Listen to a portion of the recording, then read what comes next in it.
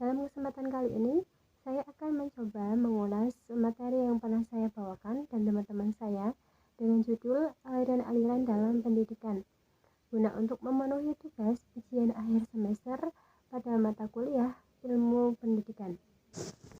Sebelum memasuki pembahasan, alangkah baiknya kita mengetahui sesuatu apa sih yang melatar belakangi sehingga terjadinya aliran-aliran dalam pendidikan.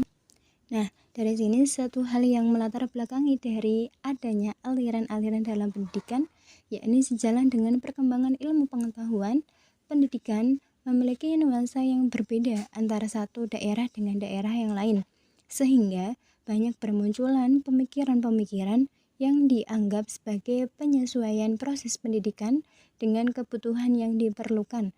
Karenanya, banyak teori yang dikemukakan para pemikir yang bermuara pada munculnya berbagai aliran pendidikan. Pemahaman terhadap pemikiran-pemikiran penting dalam pendidikan akan membekali tenaga kependidikan dengan wawasan kesejarahan, yakni kemampuan memahami kaitan antara pengalaman-pengalaman masa akhirnya, seperti dan kebutuhan masa kini, serta perkiraan atau antisipasi masa yang akan datang. Aliran-aliran pendidikan telah dimulai sejak awal kehidupan manusia, karena setiap kelompok manusia selalu menghadirkan generasi muda keturunannya yang memerlukan pendidikan yang lebih baik dari orang tuanya. Untuk pembahasan yang pertama yaitu mengenai pengertian dari aliran pendidikan. Aliran pendidikan adalah pemikiran-pemikiran yang membawakan pendidikan. Teori ini digunakan oleh para pendidik untuk menunjukkan hipotesis-hipotesis tertentu dalam rangka membuktikan kebenaran melalui eksperimentasi dan observasi serta berfungsi menjelaskan pokok bahasanya. Kemudian, O'Connor mendefinisikan istilah teori ini katanya, kata teori sebagaimana yang dipergunakan dalam konteks pendidikan secara umum adalah sebuah tema yang apik, teori yang hanya dianggap absah manakala kita tetapkan hasil-hasil eksperimental yang dibangun dengan baik dalam bidang psikologi atau sosiologi sehingga sampai ke Piklana, praktek ke pendidik. Muhammad Najayih, seorang ahli pendidikan Mesir kontemporer, memikir pandangan senada dengan O'Connor ketika mengatakan bahwa perkembangan-perkembangan di psikologi bidang eksperimental membawa kesan-kesan ke dalam dunia pendidikan dan memberi sumbangan bagi teori-teori pendidikan sebagaimana yang terdapat pada bidang ilmu pengetahuan khusus. Yang kedua yaitu macam-macam aliran dalam pendidikan. Macam-macam aliran dalam pendidikan sendiri dibagi menjadi 6. Yang pertama, empirisme. Aliran ini menyatakan bahwa perkembangan anak tergantung pada lingkungan, sedangkan pembawaan yang dibawanya dari semenjak lahir tidak dipentingkan. Yang kedua, nativisme.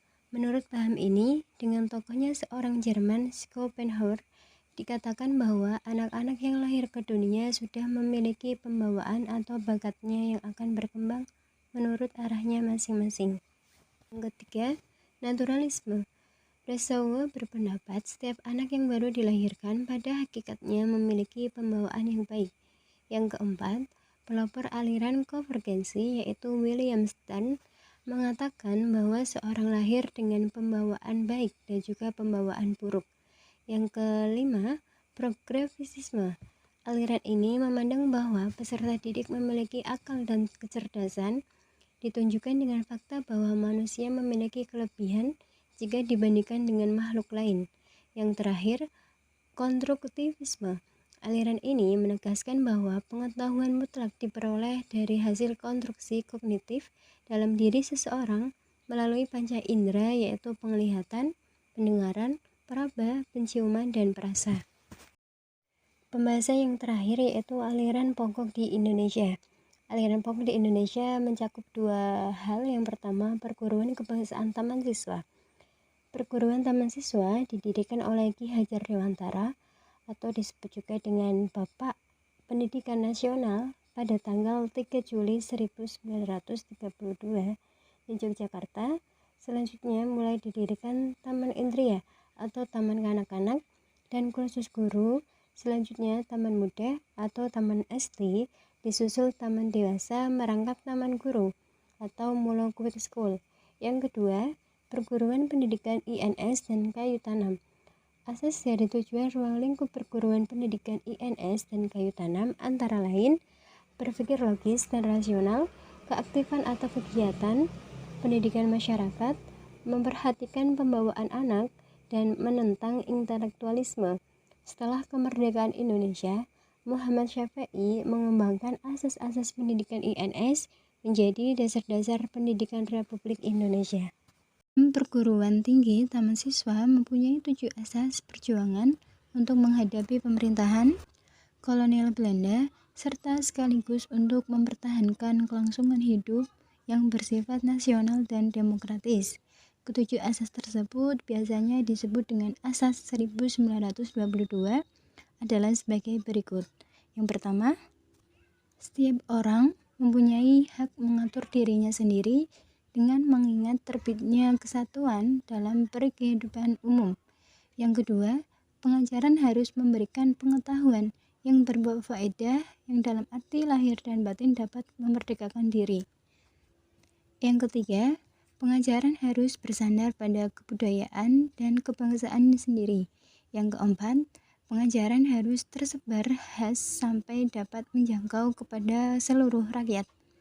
Yang kelima, untuk mengejar kemerdekaan hidup yang sepenuhnya lahir maupun batin, hendaknya diusahakan dengan kekuatan sendiri dan menolak bantuan apapun dan dari siapapun yang mengikat, baik ikatan secara lahir maupun ikatan secara batin. Yang keenam, sebagai konsekuensi hidup dengan kekuatan sendiri, maka mutlak membelanjai sendiri segala usaha yang dilakukan. Yang terakhir, dalam mendidik anak perlu adanya keikhlasan lahir maupun batin untuk mengorbankan segala kepentingan pribadi demi keselamatan dan kebahagiaan anak-anak.